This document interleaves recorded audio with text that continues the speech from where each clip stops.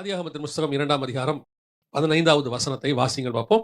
தேவனாகிய கர்த்தர் மனுஷனை ஏதேன் தோட்டத்தில் அழைத்துக் கொண்டு வந்து அதை பண்படுத்தவும் காக்கவும் நாம் வைத்தார். அறிந்திருக்கிறபடி ஏதேன் தோட்டம் என்பது நம்முடைய சபைக்கு, குடும்பத்திற்கு பல வகையில அது உவமையாக, உருவகமாக இருக்கிறது. நாம எப்படி ஆண்டவர் முதல்ல ஒரு குடும்பத்தை உண்டாக்கி அந்த குடும்பத்தை கொண்டு வந்து ஒரு தோட்டத்தை கையிலே கொடுத்து அந்த தோட்டத்தை காக்கக்கூடிய, பண்படுத்தக்கூடியதான 2 முக்கியமான பொறுப்புகளை ஆண்டவர் கொடுத்தார் என்று சொல்லி பார்க்கிறோம். பொதுவாக ஆண்டவர் நம்ம அத்தனை பேருக்குமே அப்படி ஒரு ப்ராஜெக்டை கொடுத்துருக்கிறார். ஒரு மிக முக்கியமான காரியத்தை கொடுத்துருக்கிறார். என்ன அப்படின்னா, இப்போ பர்டிகுலரா நம்ம எல்லாருக்குமே ஒரு குடும்பத்தை கொடுத்துருக்கிறார். அதோடு கூட ஊழியம் என்று சொல்லக்கூடியதான ஒரு சபையையும் கொடுத்திருக்கிறார். இது 2த்துக்குமான பொருத்தமான ஒரு வசனம். நம் கையில் கொடுக்கப்பட்ட பொறுப்பு, ஆண்டவர் நம்மோடு கூட செய்யக்கூடியதான மிக முக்கியமான நமக்கு கொடுக்கப்பட்ட பொறுப்புகளில் ஒன்று நம்முடைய குடும்பத்தை காப்பாற்றுவது, நமக்கு கொடுக்கப்பட்டதான ஊழியத்தை நிறைவேற்றுவது. இது 2யும் செய்வதற்கு பொதுவாக நாம என்ன செய்யறோம்னா, ஆவிக்குரியவர்களா இருக்கிறோம். ஆவிக்குரியவர்கள் பெரும்பாலும் குடும்பத்தை பத்திரமா வச்சுக்கணும் அப்படின்னு நினைப்போம். ஒரு சிலர் ஊழியத்தில் இருக்கிறவர்கள் ஊழியத்தை நல்லா செய்யணும் அப்படின்னு சொல்லி அவங்க நினைப்பாங்க.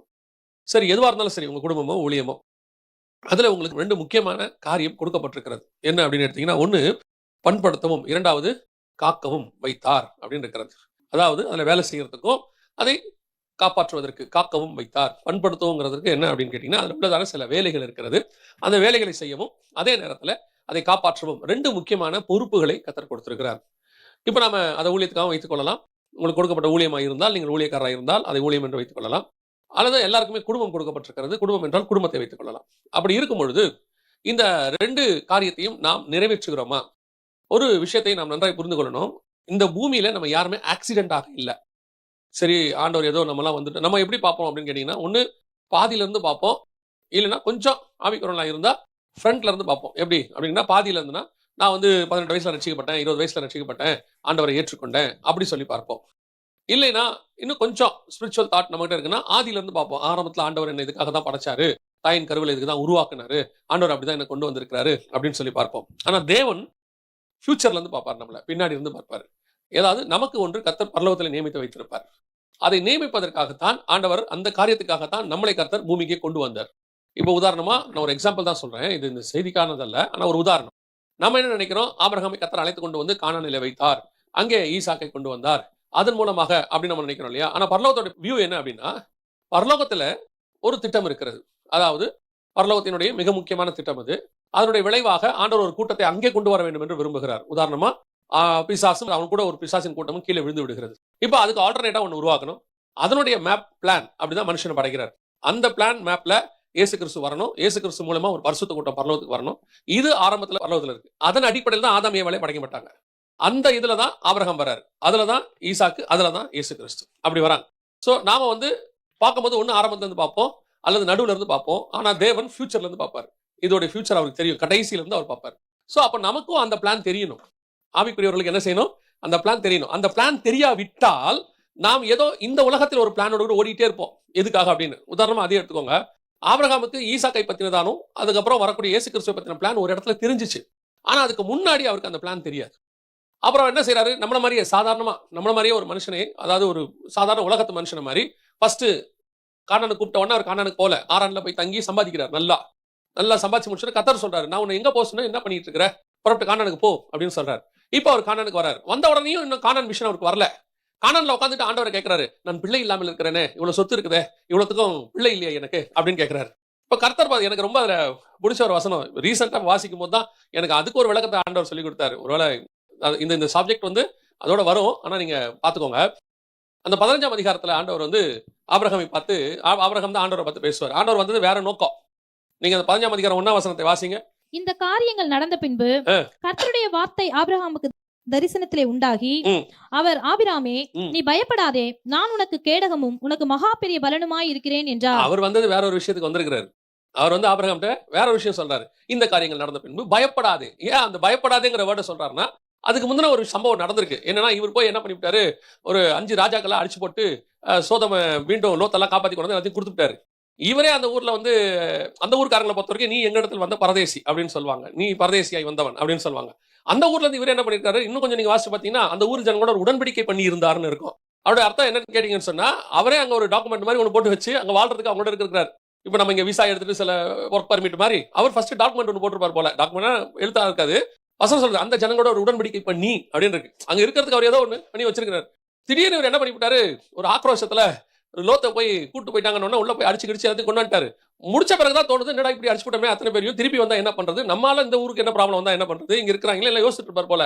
ஆண்டவர் வந்து சொல்றாரு, பயப்படாதே, நான் உனக்கு மகா பெரிய பலனும் கேடகமாய் இருக்கிறேன். அவர் அந்த கன்சோல் பண்றதுக்கு தான் வந்திருக்கிறார். அவர் வந்து எதுக்கு வந்திருக்காரு, கன்சோல் பண்றதுக்கு. பயப்படாத, நான் கூட தான் இருக்கிறேன் அப்படின்னு சொல்லி. நம்ம ஆண்டோட ஒரு பெரிய ஸ்பெஷாலிட்டி என்னன்னா, நாம கொஞ்சம் துக்கமா இருந்தோம்னா அந்த துக்கத்தை உடனே நம்மளை விட்டு நீக்கணும்னு நினைப்பாரு. அவர் நேசிக்கிற ஆண்டவர். அவர் இவர் என்ன பண்றாருன்னு கேளுங்க. இவர் வந்தது இதான் ரீசன். இவருக்கு இவர் கன்சோல் பண்ணலாம் தான் வந்திருக்கிறாரு. 2வது வசனம், அதற்கு ஆபிரகாம், கர்த்தராகிய ஆண்டவரே, அடியேனுக்கு என்ன தருவீர்? நான் பிள்ளை இல்லாமல் இருக்கிறேனே. தமஸ்கு ஊரானாகிய இந்த எலியேசர் என் வீட்டு விசாரணை கர்த்தனா இருக்கிறானே என்றான். இவருக்கு என்ன பேசிட்டு இருக்கிறாரு, அவர் எதுக்கு வந்தாரு, பயப்படாதே, நான் உன் கூட இருக்கிறேன், கேடகமா இருக்கிறேன், அதெல்லாம் பாத்துக்கிறேன் அப்படின்னு அவர் சொன்னா, இவர் என்ன பண்றாரு, ஆண்டவரே அதெல்லாம் இருக்கட்டும், பிள்ளை இல்லையே அப்படின்றாரு. அடுத்த வசனத்தோட ஃபர்ஸ்ட் வார்த்தை வாசிங்க.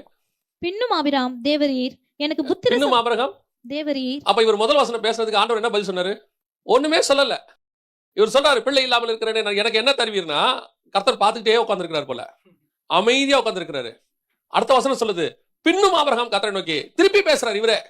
முதல்ல அவர் கேட்டதுக்கு ஒரு பதில் கொடுத்துக்கணுமா இல்லையா, அந்த வசனத்துக்கு ஒரு பதில் கொடுக்கணும்ல. இவர் கேட்டதுக்கு, நான் பிள்ளை இல்லாமல் இருக்கிறேனே, எனக்கு என்ன தருவீர் அப்படின்னு உடனே இவர் அதுக்கப்புறம் சொல்ற விஷயத்த ஃபர்ஸ்டே சொல்லி இருக்கணும்ல. இவர் சொல்லவே இல்லை. பின்னும் ஆபிரகாம் கர்த்தரை நோக்கி அப்படின்னா என்ன அர்த்தம்னா, அவருக்கு அதுக்கு பதில் சொல்ற இன்ட்ரெஸ்டே இல்ல. அவரை பொறுத்த வரைக்கும், நான் வந்தது உன்னை பலப்படுத்த வந்தேன், நீ உன்னை கன்சோல் பண்றதுக்கு, எப்பா பயப்படாத, 5 பேரை அடிச்சுட்டு அதெல்லாம் பாத்துக்கலாம், கன்சோல் பண்ண வந்தா. இவர் வேற ஒண்ணு பேசிட்டு இருக்காரு, சம்பந்தமே இல்லாம. பின்னும் ஆபிரகாம் கர்த்தரை நோக்கி அப்படின்னு இருக்கு. அப்படின்னா என்ன அர்த்தம்னா, ஆபிரகாமுக்கு காட்ஸ் பிளானே தெரியல. அவர் உட்காந்து வேற ஒண்ணு பேசிட்டு இருக்காரு, உட்காந்து அவர்கிட்ட எனக்கு பிள்ளை இல்ல, குழந்தை. இதேதான் ஆபிரகாமுக்கு 17ஆம் அதிகாரம் வரைக்கும் நடக்கும். 17ஆம் அதிகாரம் இப்படிதான். அவர் மேல இருக்கிற ஸ்பிரிச்சுவல் பிளானே அவருக்கு தெரியாது. ஒரு இடத்தில் தெரிந்து கொள்ளுகிறார். அதுக்கப்புறம் தான் வசனம் சொல்லுது, எபிரேயர் 11:9-10-11 இருக்குது. 11ல ஆபிரகாம் ஈசாக்கு யாக்கோபு என்னோட கூட கூடாரங்களில் குடியிருந்தான், ஏனெனில் தேவன் தாமே கட்டி உண்டாக்கின அஸ்திவாரம் உள்ள நகரங்களுக்கு அவன் காத்திருந்தான். அவனுக்கு காட்ஸ் பிளான் தெரிஞ்சிருச்சு. இதே ஆனா நம்ம கிட்ட இருக்க பிரச்சனை என்னன்னா, கடைசி வரைக்கும் அந்த பிளானே தெரியாது நமக்கு. கடைசி வரைக்கும் பின்னும் ஆபிரகாம், பின்னும் கர்த்தரை நோக்கி, 70 வயசு வரைக்கும் நம்ம பேசிட்டே இருப்போம், கர்த்தர் பார்த்துக்கிட்டே இருப்பாரு. இவனை என்ன செய்யலாம், நம்ம வேற ஒண்ணு இவனை வச்சு பூமியில செய்யலாம்னு நினைக்கிறேன். திருப்பி 25 வயசுல எனக்கு நல்ல 15 வயசுல 18 வயசுல நல்ல படிப்பு கொடுங்க, குரூப் கொடுங்க, நல்ல ஸ்கூல் கொடுங்க, யூனிவர்சிட்டி கொடுங்க, நான் சரி கொடுத்தோம். பின்னும் ஆபிரகாம் கர்த்தரை நோக்கி, எனக்கு ஒரு நல்ல கல்யாணம் பண்ணி வைங்க, நான் சரி பண்ணி வச்சோம். பின்னும் ஆபிரகாம் கர்த்தரை நோக்கி, எனக்கு இத்தனை வருஷம் ஆச்சு இன்னும் குழந்தை கொடுக்காம இருக்கு, சரி குழந்தையை கொடுத்தோம். பின்னும் ஆபிரகாம் கர்த்தரை நோக்கி, என் பையனுக்கு ஒரு வீடு கட்டி வச்சுட்டு அவங்க நல்லபடியா வச்சுட்டா என்னைக்கு வேணாலும் நான் போவேன். இப்படி பாத்துக்கிட்டே இருப்பாரு. இப்ப என்னடா செய்யலாம் இவன் பின்னும் பேசிட்டே இருக்கிறானே. நான் ஒரு பிளான் இவன் மேல வச்சிருக்கிறேன், ஒரு ஸ்பிரிச்சுவல் பிளான் வச்சிருக்கிறேன். இவனை எதுக்கு நான் கொண்டு வந்தேன், எதுக்கு பூமிக்கு கொண்டு வந்தேன், இவனை எதுக்கு இப்படி உருவாக்குனேன், ஏன் இந்த தாய் தகப்பனுக்கு கொடுத்தேன், இந்த ஊர்ல ஏன் இவனை பிறக்க வச்சேன், ஏன் இந்த என்வாயன்மெண்ட்டுக்குள்ள அவனை மேல கொண்டு வந்திருக்கிறேன், ஏன் இவ்வளவு எக்ஸ்பீரியன்ஸ் கொடுத்தேன். கர்த்தர் நம்மளை ஒவ்வொரு நாளும் நடத்தி கொண்டு வந்ததுக்கு பின்னால் காடுடைய மகா பெரிய பிளான் உண்டு. கொண்டு வந்து தோட்டத்துல வைக்கிறாருன்னா விளையாட்டா வைக்கலையே. ஏதோ பூமி சும்மா கிடக்குது கொண்டு வந்து ஆதாம வச்சாரா பாத்துக்கிறதுக்கு? அவர்கிட்ட தான் 1000 தூதர்கள் இருக்கிறாங்களே. அப்படி இருக்கும்போது யாரையும் கொண்டு வந்து அங்க வைக்காதபடிக்கு ஆதாம தான் கொண்டு உள்ள வைக்கிறாரு. அதுவும் மண்ணினாலே உருவாக்கி விசேஷமா செஞ்சு கொண்டு உள்ள வைக்க. அப்ப ஏன் கர்த்தர் கொண்டு வந்து வச்சார், அது நமக்கு தெரியணும்ல. நம்ம சர்ச்சைக்கு ஏன் வரோம் அப்படின்றாலே ஒரே விஷயம் தான், கர்த்தர் மூலமாக ஆசீர்வாதத்தை பெற்றுக் கொள்வதற்கு, முடிவு பரியந்தம் நடத்துவதற்கு இல்லையா, கடைசி வரைக்கும். இப்ப நம்ம கடைசி ஜெபம் எப்படி வரைக்கும் ஆயிடுச்சுன்னா, சாவர வரைக்கும் நல்ல சாவு வரணும். எதுக்கு இன்னைக்கு கூட்டிட்டு வந்தாருங்கிற கான்செப்டே விட்டுட்டோம். 70 பலத்தின் மிகுதினால் 80. இப்ப யோசிச்சு பாருங்க, ஸ்தேவானுக்கு அன்னைக்கு கல்லெறிஞ்சு கொண்டு அன்னைக்கு அவன் பரலோகத்துல தேவனை பார்க்கணும், தேவன் எஞ்சி நிக்கணும், இவ்வளவு பேர் செய்யணும், அதுக்கு அடுத்து பவுல் வரணும், அவ்வளவு பெரிய பிளான். பல நேரத்துல நம்மளோட ஹெவன்லி பிளான் நமக்கு தெரிய மாட்டேங்குது.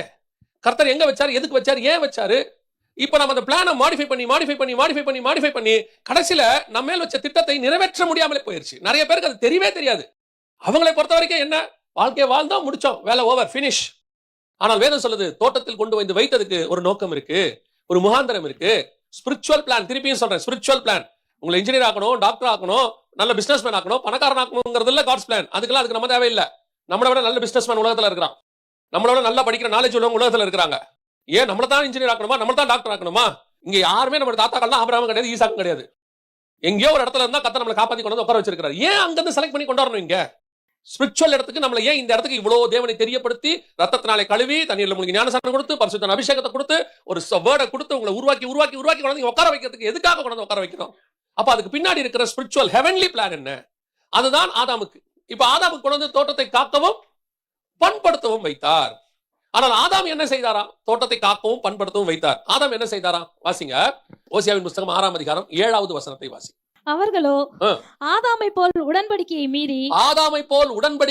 மீறி அங்கே எனக்கு விரோதமாய் துரோகம் பண்ணினார்கள். அவர்கள் ஆதாமை போல் உடன்படிக்கையை மீறி துரோகம் பண்ணினார்கள். ஆதாமோடு கூட கர்த்தர் என்ன உடன்படிக்கை பண்ணாரு? ஆதியாகமத்துல ஏதாவது இருக்குதா அந்த மாதிரி? ஆதாமோடு கூட உடன்படிக்கை பண்ணினார்னு ஏதாவது இருக்குதா? ஆனா வசனம் சொல்லுது, அவர்களோ ஆதாமை போல் உடன்படிக்கையை மீறி அப்படின்னு. உடன்படிக்கைனா என்ன? கவனன்ட்னா என்ன அப்படின்னு சொல்லி கேட்டீங்கன்னா, இதுக்கப்புறம் ஆண்டவர் ஆபிரகாமோட பண்ணுவாரு. அடுத்து நீங்க பாத்தீங்கன்னு சொன்னா இஸ்ரவேல் ஜனங்களோடு கூட பண்ணுவாரு, நோவாவோடு கூட பண்ணுவாரு. அடுத்த உடன்படிக்கை இருக்கும் நிறைய. அதுக்கப்புறம் நிறைய உடன்படிக்கை இருக்கும். கடைசியா இயேசுல வந்து முடிஞ்சிடும். இதோ நான் புதிய உடன்படிக்கை உங்களோடு கூட செய்கிறேன்னு இயேசு கிறிஸ்துல வந்து முடிஞ்சிடும். உடன்படிக்கைனா என்ன அப்படின்னு கேட்டீங்கன்னா, நான் ஒரு எக்ஸாம்பிளுக்கு நான் உங்களுக்கு சொல்றேன், உங்களுக்கு புரிஞ்சுக்கிறதுக்காக. இப்போ நோவாவையும் எடுத்துங்க, ஆபிரகாமையும் எடுத்துங்க. 2 பேர்த்தையும் கர்த்தர் உடன்படிக்கை பண்றாரு. ஒன்னு வந்து 9ஆம் அதிகாரத்துல இருக்கும், ஒன்னு வந்து 15ஆம் அதிகாரத்துல இருக்கும் ஆதியாகமத்துல.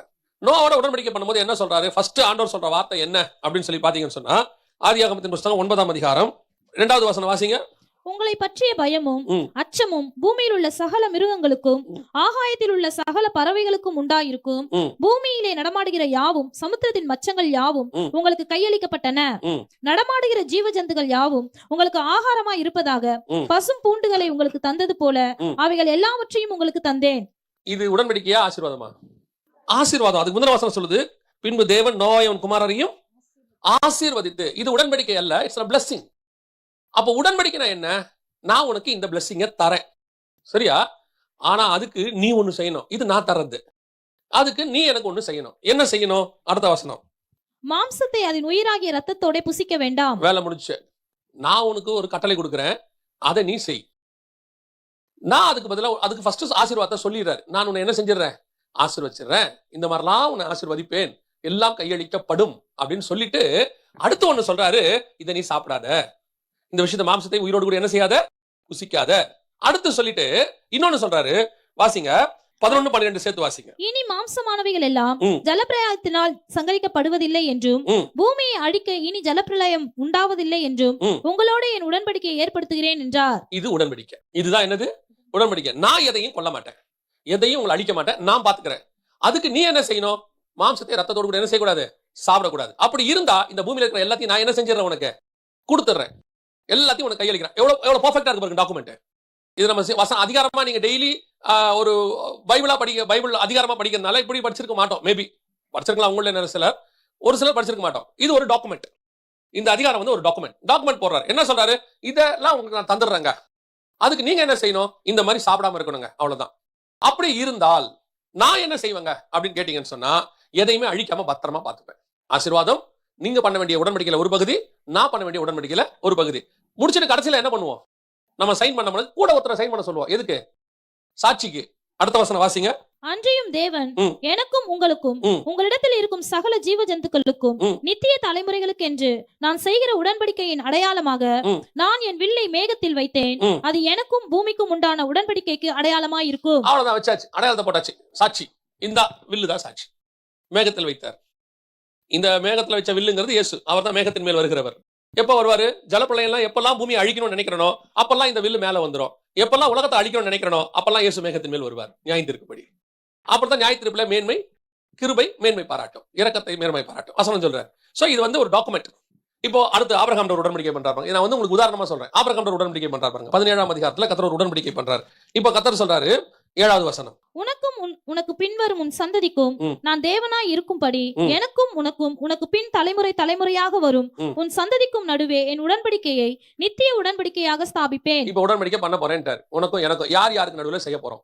இப்ப அந்த உடன்படிக்கையில் இருக்கக்கூடியதான உனக்கு என்ன நான் தருவேன்? அடுத்த வசனம், நீ பரதேசியாய் தங்கி வருகிற கானான் தேசம் முழுவதையும் உனக்கும் உனக்கு பின்வரும் உன் சந்ததிக்கும் நித்திய சுதந்திரமாக கொடுத்து நான் அவர்களுக்கு தேவனாய் இருப்பேன் என்றார். இது நான் செய்யறேன்னு சொல்லிட்டாரு. ஆனா இப்ப அவன் ஒண்ணு செய்யணும்ல உடன்படிக்கை இல்ல, அவன் என்ன செய்யணும்? அடுத்த வசனம் சொல்றாரு, பின்னும் தேவன் ஆபிரகாமை நோக்கி, இப்பொழுது நீயும் உனக்கு பின் தலைமுறை தலைமுறையாக வரும் உன் சந்ததியும் என் உடன்படிக்கையை கைக்கொள்ளுங்கள். எனக்கும் உங்களுக்கும் உனக்கு பின்வரும் உன் சந்ததிக்கும் நடுவே உண்டாகிறதும் நீங்கள் கைக்கொள்ள வேண்டியதுமான என் உடன்படிக்கை என்னவென்றால் உங்களுக்குள் பிறக்கும் சகல ஆண் பிள்ளைகளும் விருத்த சேதனம் பண்ணப்பட வேண்டும். இதான் நீங்க பண்ண வேண்டியது. அப்ப நல்லா கவனிச்சுக்கொள்ளுங்க. இங்க அடையாளம் என்னன்னா ரத்தம். ஒவ்வொன்றுத்துக்கும் ஒரு டாக்குமெண்ட், பர்ஃபெக்ட் டாக்குமெண்ட். அது நான் என்ன செய்வேன், நீங்க என்ன செய்யணும், அதனால என்ன ஆசீர்வாதம் கிடைக்கும், அதுக்கு என்ன சாட்சி. இது ஆதாம்கிட்டையும் இருக்கு, அடுத்து நோவாகிட்டையும் இருக்கு, அடுத்து ஆபிரகாம்கிட்டையும் இருக்கு. இப்ப நமக்கு தேவை என்னன்னா, ஆதாம கூட என்ன உடன்படிக்கை பண்ணினார்? அங்க வசனம் சொல்றது, ஆதாம் என் உடன்படிக்கையை மீறினது போல. இங்க அது கொடுக்கப்படல. இந்த மாதிரி ஒரு டாக்குமெண்டாக தெளிவாக அந்த நோவாகிட்டையும் ஆபிரகாம்கிட்டையும் சொன்ன மாதிரி ஆண்டவர் இங்க பேசல. நமக்கு இங்க தெரியல, நமக்கு படிக்கும் போது நமக்கு புரியல, அவ்வளவுதான் இருக்கு. நமக்கு படிக்கும் போது புரியல. இப்போ கர்த்தர் சொல்றாரு அவர் என்ன செய்ய போறாரு அப்படின்னு உங்க சொல்றாரு. ஆதாம் கிட்ட வாசிங்க, 1ஆம் அதிகாரம் 28வது வசனத்தை வாசிங்க. பின்பு தேவன் அவர்களை நோக்கி, நீங்கள் பலுகி பெருகி பூமியை நிரப்பி அதை கீழ்ப்படுத்தி சமுத்திரத்தின் மச்சங்களையும் ஆகாயத்து பறவைகளையும் பூமியின் மேல் நடமாடுகிற சகல ஜீவ ஜந்துக்களையும் ஆண்டு கொள்ளுங்கள் என்று சொல்லி தேவன் அவர்களை ஆசீர்வதித்தார். இவர் செய்யறது நான் என்ன செய்வேன் அப்படின்னு சொல்லிட்டார். இப்போ அவங்க என்ன செய்யணும், அடுத்து அவங்க செய்ய வேண்டியது என்ன அப்படின்னு கேட்டீங்கன்னா 2:17. ஆனாலும் நன்மை தீமை அறியத்தக்க விருட்சத்தின் கனியை புசிக்க வேண்டாம், அதை நீ புசிக்கும் நாளில் சாகவே சாவாய் என்று கட்டளையிட்டார். இது இவங்க செய்ய வேண்டியது. அங்க நோவா கிட்ட சாப்பிடக்கூடாதுன்னு சொன்னாரு, மாம்சத்தை ரத்தத்தோடு கூட புசிக்க வேண்டாம்னாரு. இங்க எல்லா பழத்தோடு கூட இந்த பழத்தையும் சேர்த்து சாப்பிடாதுன்னு சொன்னார். அது தனி, இது தனி, அது தனி, இது தனி. இங்க நோவாவையும் அவன் குமாரனை ஆசீர்வதித்து பூமியில பல்கி பெறுங்கன்னாரு. இங்க ஆபிரகாமை ஆசீர்வதித்து பூமியை நிரப்புங்கள்னு சொன்னார். பெர்ஃபெக்ட் டாக்குமெண்ட், கரெக்டா இருக்கு. இப்போ மீறுதல் என்றால் என்ன? ஆதாம் என் உடன்படிக்கையை மீறினான் அப்படின்னு சொன்னா என்ன அப்படின்னு கேட்டா நமக்கு இப்ப தெளிவா தெரியுது. டாக்குமெண்ட்ல போட்டதுல சாப்பிட வேணாம்னு சொன்னது அவர் சாப்பிட்டாரு, அவ்வளவுதான். இதான் உடன்படிக்கை மீறுதல். நம்ம இதை என்ன சொல்றோம் அப்படின்னு கேட்டா, ஆதாம் பழம் சாப்பிட்டாருன்னு சொல்றோமே, பாவம் செஞ்சாருன்னு சொல்றோமே. பைபிள் அதை எப்படி பாக்குதுன்னா மீறுதலாக பாக்குறது. பைபிள் எப்படி பாக்குது? மீறுதல். அதான் ரோமருக்கு எழுதும் போது வசனம் சொல்லுது, ரோமர் 5:14 வாசிங்க பார்ப்போம். அப்படி இருந்தும் மரணமானது ஆதாம் முதல் மோசே வரைக்கும் ஆதாமின் மீறுதலுக்கு ஒப்பாய் பாவம் செய்யாதவர்களையும் ஆண்டு கொண்டது. அப்படின்னா என்ன அர்த்தம்? ஆதாமுடைய மீறுதல் என்பது என்ன? ஓசியால வாசிக்கிறோம், ஆதாம் என் உடன்படிக்கையை மீறினான். ஆதாம் என்ன மீறினா? உடன்படிக்கையை மீறினா. அந்த உடன்படிக்கையின் மீறுதல்னா என்ன? அதனால மரணம் வந்துச்சு, எல்லாம் ஓகே தான். என்ன மீறினான்? நான் சாப்பிடக்கூடாது என்று சொன்ன கனியை அவன் என்ன செஞ்சுட்டான்? சாப்பிட்டுட்டான். இப்ப நாம நிறைய உடன்படிக்கை இந்த மாதிரி விஷயங்கள்லாம் பாக்குறோம். இப்ப கர்த்தர் நம்மளோட உடன்படிக்கை பண்ணியிருக்கிறார். கர்த்தர் நமக்கு என்ன செஞ்சிருக்காரு? உடன்படிக்கை பண்ணியிருக்கிறார். அதுல ஒண்ணு என்னன்னு கேட்டீங்கன்னு சொன்னா, நித்திய ஜீவன் அளிப்பேன் என்பதே பிதா நமக்கு பண்ண வாக்குத்தத்தமா இருக்கிறது. அப்ப அதுக்கு அடையாளமா அவர் என்ன செய்யறாரு? நமக்கு ரத்தத்தை சிந்தி இருக்கிறாரு, அப்போ ரசம் கொடுத்து வச்சிருக்கிறாரு, இதை சாப்பிட சொல்லி இருக்கிறார். ஆனால் இதோடு கூட ஒண்ணு சொன்னாரு, அங்கே சகலவித கனிகளோட சேர்த்து நன்மை தீமை அறிக்கை சாப்பிடாத, இங்க மாம்சத்தோட சேர்த்து ரத்தத்தையும் புசிச்சிடாத, இங்க அபாத்திரமாய் போஜனமான பண்ணிடாத. அதேதான் போஜனமான பண்ணு, ஆனா அதோட என்ன பண்ணிடாத? அபாத்திரமாய் போஜனமான பண்ணிடாத. இன்னைக்கு நாம இந்த விஷயத்தை கம்யூனியன் எடுக்கிற வந்திருக்கிறோம். கர்த்தருடைய அப்பத்தையும் ரசத்தையும் புசிக்க வந்திருக்கிறோம். இது உடன்படிக்கை. அன்னைக்கு ஆதாம் கொடுக்க உடன்படிக்கை போல, நோவா கொடுக்க உடன்படிக்கை போல, இது நமக்கு கொடுக்கப்பட்ட உடன்படிக்கை. இந்த உடன்படிக்கையை நமக்கு ஆண்டவர் கொண்டு பெறுவதற்காகத்தான் இங்கே உட்கார வச்சிருக்கிறார். தோட்டத்துக்குள் பண்படுத்தவும் காக்கவும் வைத்தார். அப்ப நான் இந்த உடன்படிக்கையை செய்வதற்கு வந்திருக்கிறேன். அப்படி செய்ய வரும்போது இந்த தோட்டத்துக்குள்ள இருந்து இதை நான் புசிக்க போது ஆண்டவர் சொல்ற வார்த்தை, அபாத்திரமாய் போஜனமான பண்ணிடாத. இந்த அபாத்திரமாய் போஜனமான பண்றதுக்கும் ஆதாம் மீறுதல் அப்படிங்கிறதுக்கும் ஒரு கனெக்ஷன் இருக்கு.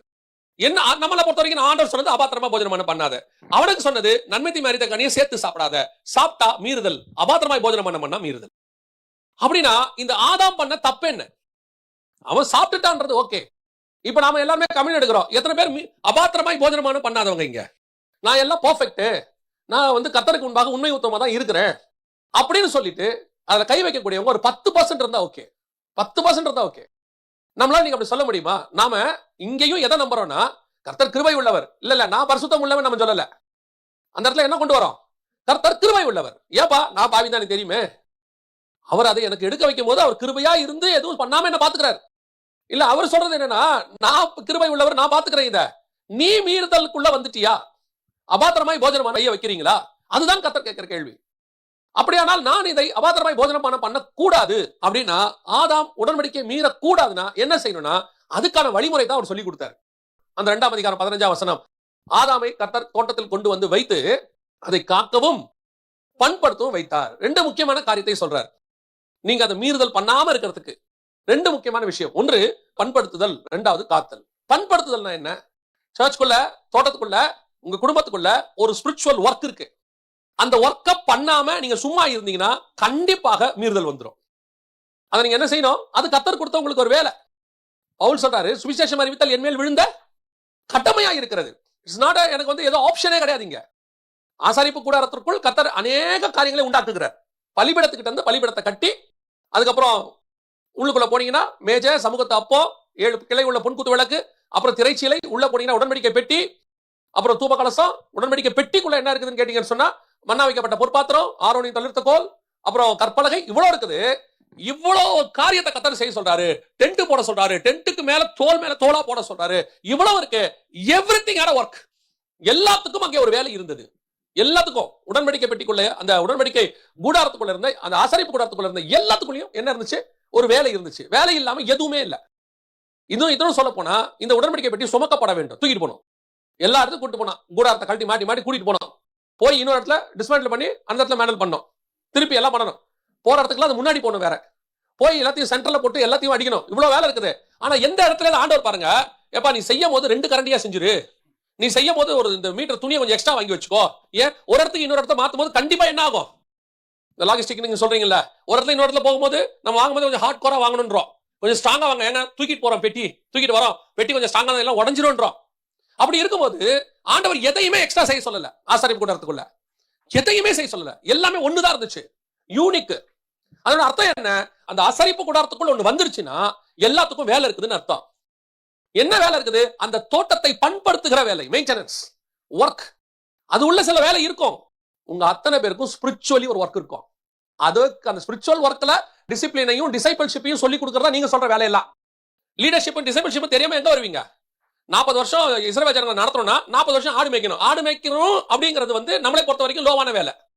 நீ உலக பிரகாரமா நம்ம நினைக்கிறத சொல்ற. பையன் இன்ஜினியரா இருக்கிறான், பையன் ஆடு மேய்க்கிறான், எதை நீங்க சொல்லுவீங்க? உங்களுக்கு எது பெருமையா இருக்கும்? வேர்ல்டியா கேட்கிறேன். பையன் அமெரிக்கால இன்ஜினியரா இருக்கிறது நல்லா இருக்கும், ஊர்ல மதுரைக்கு பக்கத்துல ஸ்ரீலங்கால மட்டக்களப்புக்கு பக்கத்துல ஆடு மேய்ச்சிருக்கான்றது சொல்றது உங்களுக்கு கரெக்டா இருக்குமா? மனசு கொஞ்சம் கஷ்டமா தானே இருக்கு. ஆனா ஒரு நாட்டுக்கே ராஜாவா மாற போறாரு மோசே. 5 லட்சம் புருஷருக்கு மேல நடத்தணும். அவர் தான் இன்னைக்கு கிங், அன்னைக்கு கணக்குக்கு. ஆனா லீடர்ஷிப் வரணும்னா அதுக்கு முன்னாடி ஆடு மேய்க்கணும். ஆடு மேய்க்கிறத கேவலம் நினைச்சா கிங்கமா மாற முடியாது. அப்ப இந்த டிசைபிள்ஷிப், இது டிசைபிள்ஷிப்பும் லீடர்ஷிப்பும் படிச்சா தான் வரும். அப்ப சபைக்குள்ள இதெல்லாம் இருக்கு. இது அல்ல கர்த்தர் சொன்னது. இதுக்கல்ல பண்படுத்துதல் என்பது. நீங்க இதையே மினிஸ்ட்ரியா மாத்திட்டீங்க. இது மினிஸ்ட்ரிக்கான ஆயத்தம் இல்ல. உங்களை சர்ச்ல கிளீன் பண்ண சொல்றாங்க, இல்ல போய் ஒரு ட்ராக்ஸ் கொடுக்க சொல்றாங்க, இல்ல ரோட்ல நின்று பேச சொல்றாங்கன்றது மினிஸ்ட்ரிக்கான ஆயத்தம் தானே ஒழிய அதல்ல மினிஸ்ட்ரி. உங்க மேல ஒரு மினிஸ்ட்ரி இருக்கும் சர்ச்சுக்குள்ள. உங்களை கொண்டு கர்த்தர் செய்யறது இருக்கும். நீங்கள் சபையை இன்னைக்கு எப்படி கொண்டு நீங்க தோட்டத்துக்குள்ள எதுக்கு வந்திருக்கீங்க?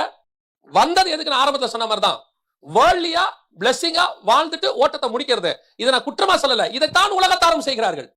இங்க வேறொரு காரணத்துக்காக கர்த்தர் உங்களை கொண்டாந்து இருக்கிறார். உங்களுக்கு அந்த ரெல்ம் ஓபன் ஆகணும். முதல்ல அந்த ஐ ஓபன் ஆகணும். இப்போ எலிசா கூட ஒரு சீசன் இருந்தான், கேயாசின்னு ஒருத்தர் தான். உங்களுக்கு தெரியும். கேயாசியோடைய ஐ யாரை பார்த்துச்சு?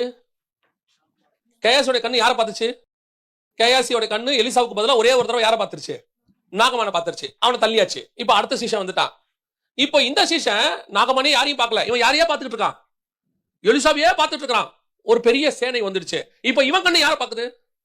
அந்த பெரிய சேனையை பார்க்குது. இப்போ எலியா சொல்றாரு, அவரோடு இருப்பதை பார்க்கலும் நம்மோடு இருப்பது அதிகம். இப்போ எலிசா சொல்றாரு, கர்த்தாவே இவன் கண்களை திறந்தருளும். இப்போ இவன் இவ்வளவு நாள் எலிசா கூட இருந்திருக்கிறான், எலிசாவையே பார்த்திருக்கிறான், நாகமான பார்க்கல. நாகமன் மாதிரி இவங்கிட்ட வந்த யாரையுமே பியூர்லி ஸ்பிரிச்சுவல் நல்ல டிசைபிள் கூடவே இருக்கிறான். ஆனால் இவனால் பார்க்க முடியாத இன்னொரு இடம் இருக்கு. அந்த இடத்தை பார்க்கும்படி கண்களை திறக்க சொல்றாரு. நீங்கள் எல்லாருமே ஸ்பிரிச்சுவல் பர்சன்ஸ். இங்க யாரும் பாவிகள் கிடையாது. எல்லாருமே இங்க வந்து கர்த்தருக்குள்ள நாங்கள் ஆவியில உண்மைதான், இல்ல யாரும் மாற்றிக்கத்து இல்ல. ஆனால் நீங்கள் வந்தது இங்கே இருக்கிற எலியாவையோ எலிசாவையோ பார்க்க வரவில்லை. இங்கே வந்த நீங்கள் எங்கள் மூலமாக தெரிந்து கொண்டு வானத்தில் இருக்கிற இன்னொத்த பார்க்க வந்திருக்கிறீங்க.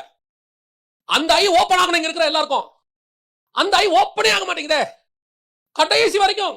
உங்களுடைய பெரிய கான்செப்ட் என்ன? சர்ச்சுக்குள்ள நாம பாஸ்டர் கிட்ட நல்ல பேர் வாங்கி 25 வருஷம் பாஸ்டரோட இருந்துட்டோம்னா நாம எல்லாம் நல்ல விசுவாசி, இதுக்கு தான் நாம வந்திருக்கிறோம். அவ்வளவுதான். நாம அந்த நல்ல பேரை வாங்கிட்டோம். பாஸ்டரும் பார்க்கும்போது சொல்வாரு, 25 வருஷமா அந்த தம்பி நம்ம சர்ச்சில் இருக்கிறாரு. Right, good, fine. 26 வருஷம் இருக்கிற இன்னொரு ஆள் இருக்குது இன்னொரு சர்ச்சில். 30 வருஷம் இருக்கிற இன்னொரு ஆள் இருக்கு இன்னொரு சர்ச்சில். இங்க யாரும் நான் உங்களுக்கு குறைய சொல்லல. பட் இந்த 25 வருஷமா உங்க கண்ணு இன்னொன்னு பார்க்காமயே உட்கார்ந்துருக்கு. இன்னொன்னு யோசிக்கவே இல்லை. உங்க கண்ணு முழுக்க முழுக்க எதை யோசிக்குதுன்னா, இந்த உலகத்தில் என்ன செஞ்சுட்டு நான் கடைசி வரைக்கும் சக்சஸ்ஃபுல்லா ஸ்பிரிச்சுவலா இருந்துட்டு சாகணும் அப்படிங்கிற கான்செப்டுக்குள்ள தான் இருக்கே ஒழிய, உங்க கண்ணு கொஞ்சம் கூட பரலோகத்துல இருக்கிற அதை ஓபன் பண்ணி எனக்கு மேல ஒரு அக்னி ரதம் இருக்கு, எலிசா எலியாவை பார்த்தாரு, மேல ஏறி போறத பார்த்தாரு, சுழல் காற்றை பார்த்தாரு, ரெண்ட தனியா பெற்றுக்கொண்டாரு. இப்ப நான் எலிசா கூட இருக்கிறேன். இதே எலிசாவை நான் பார்த்துக்கிட்டே இருந்தேன்னா எனக்கு 4 மடங்கு கிடைக்கும் ஆவிக்குரிய வாழ்க்கை. ஏன் வானம் திறக்கும், நான் அக்னி ரதத்தை பார்ப்பேன். அன்னைக்கு ஒரு அக்னி ரதம் வந்துச்சு, எலியாவையும் பிரிச்சுச்சு. அந்த அக்னி ரதத்தை ஏன் கண்ணு பார்க்கணும் அப்படிங்கிற எண்ணம் வரணும் இல்ல. கடைசி வரைக்கும் எலிசா கூடயே வாழ்க்கையை ஓட்டிடலாம்.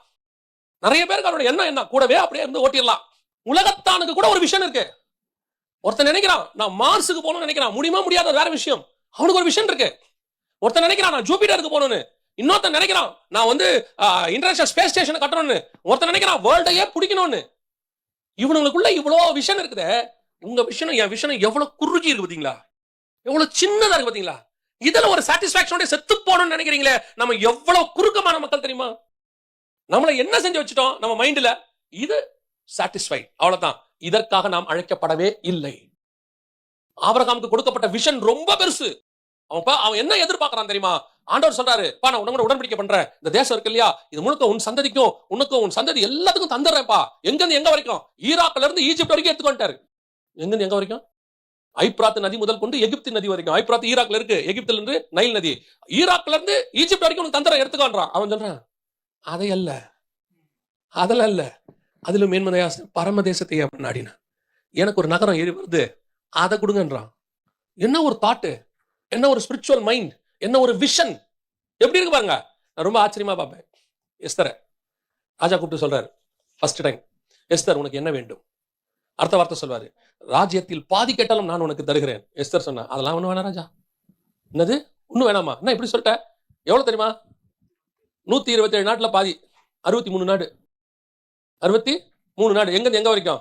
இந்தியால இருந்து இந்து தேசம் முதல் கொண்டு எத்தியோப்பியா வரைக்கும், சூடான் வரைக்கும். இன்னைக்கு இருக்கிற Sudan from India, Iran, Iraq, இன்னைக்கு இருக்கிற நாட்டெல்லாம் கணக்கு போட்டுங்க. மிடில் ஈஸ்ட் முழுக்க மொத்தம், Egypt, Saudi Arabia, Lebanon, Syria, மொத்தம் சேர்த்து 127 கண்ட்ரிஸ்.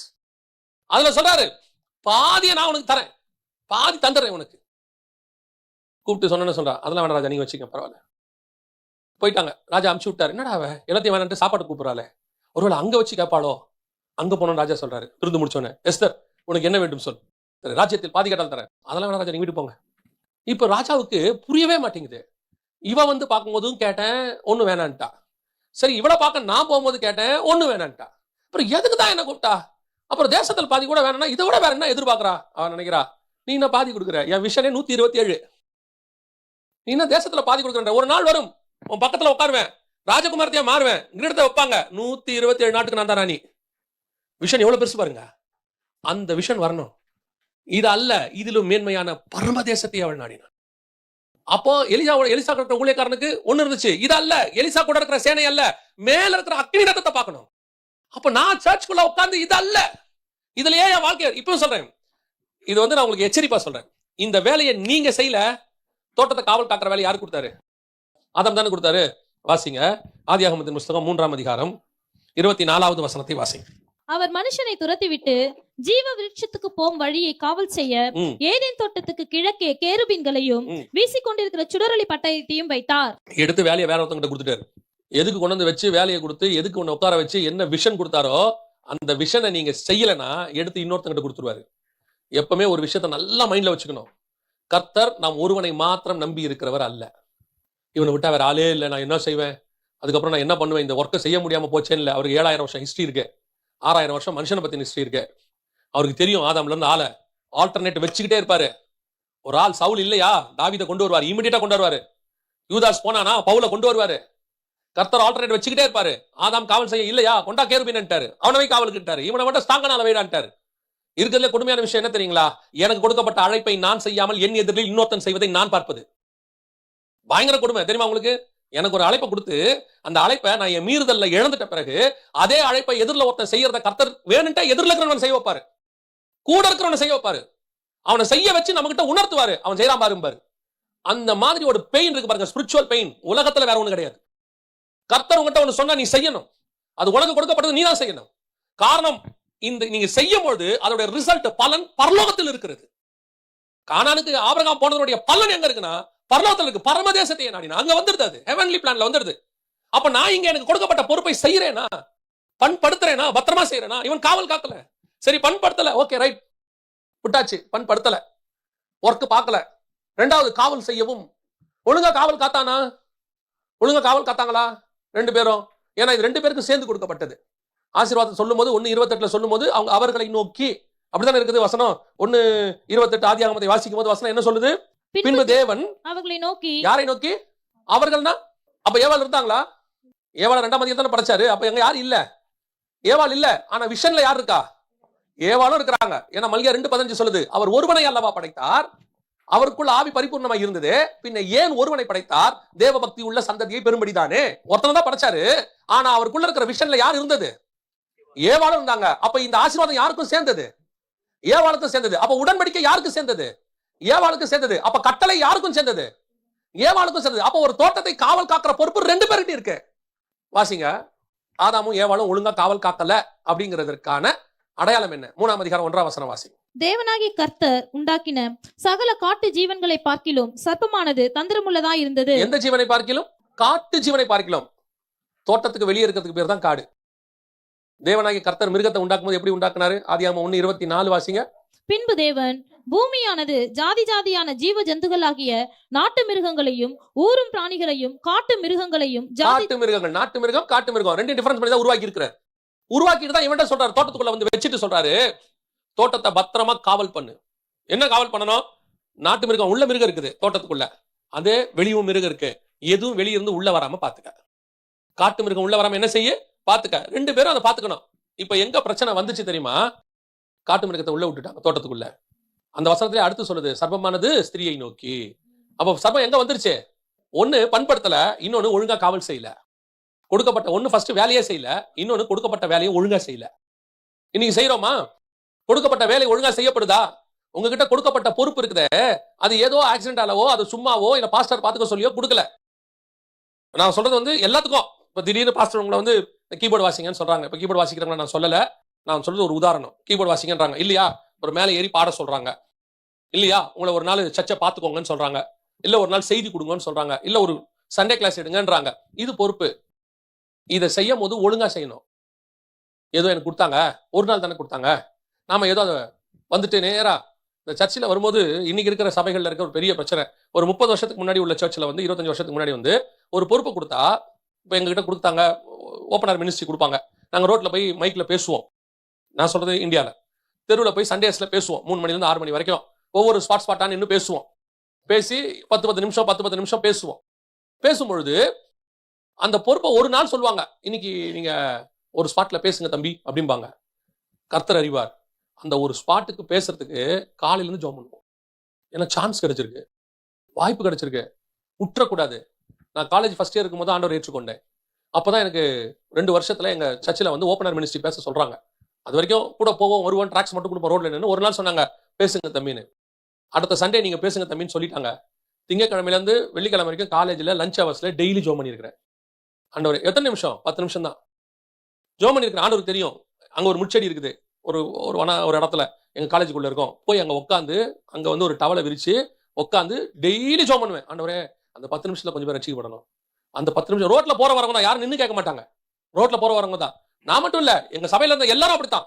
நானும் பெருமையா சொல்ல நினைச்சிடாதீங்க, அத்தனை பேரும் அப்படித்தான். அன்னைக்கு இருந்த எல்லா சபையில உள்ள ஆவிக்குரியவர்கள் அப்படித்தான் இருந்தார்கள். ஒரு சண்டே கிளாஸ் மினிஸ்ட்ரிக்கு முந்தின நாள் ஃபாஸ்டிங் இருப்பாங்க பிள்ளைகளுக்காக. இப்ப சண்டே கிளாஸ் மினிஸ்ட்ரி ஜாலியா நோவா கதை தானே பாத்துக்கலாம். இல்ல, உங்ககிட்ட கொடுக்குற பொறுப்பு என்னன்னு கேட்டா, அந்த பிள்ளைகளை பாதுகாக்கிறது மட்டும் இல்ல, உனக்கு கொடுக்க போற அடுத்த பொறுப்புக்கான எக்ஸாமினேஷன். கர்த்தர் பரலோகம் உன்னை நம்புதுங்கிறதுக்கான எக்ஸாமினேஷன். இதுல ஒழுங்கா பண்ணாதான் அடுத்த பொறுப்பு. கொஞ்சத்தில் உண்மையா இருந்தால் அநேகத்தின் மேல் அதிபதியாய் வைப்பார். எனக்கு கொடுக்கப்பட்ட பொறுப்பு சின்னதுன்னு நினைக்காதீங்க, சின்னது மட்டும் நினைக்காதீங்க. சர்ச்சில் என்ன செய்ய சொல்றாங்கன்ட்டு. எனக்கு கொடுக்கப்பட்ட பொறுப்பு நான் கொஞ்சத்துல உண்மையா இருந்தா போதும், என்னுடைய ஹெவன்லி விஷன் ஓபன் ஆயிடும். அதான் எனக்கு செலக்ஷன். இப்ப ஆண்டவர் சொன்னாரு, அந்த பாத்துக்கப்பா, இந்த தோட்டத்தை பாத்துக்க. திடீர்னு பாம்பை உள்ள விட்டாங்க.